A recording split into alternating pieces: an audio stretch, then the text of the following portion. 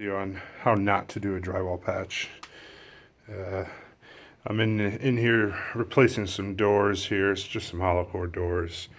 Both that door and the closet door. I've clearly kicked in the old ones, so I'm getting them done.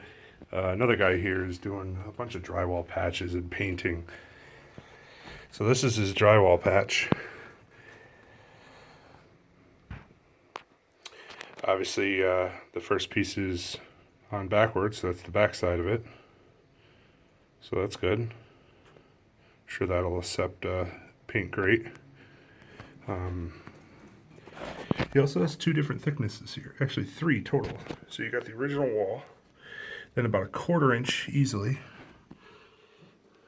into this piece, and then this top piece, another 1/4 inch in. So you're almost a 1/2 inch right here. I don't know what the fuck, I don't really understand what the screw is here.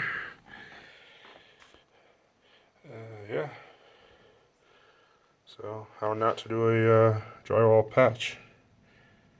Yeah, to each their own, I guess.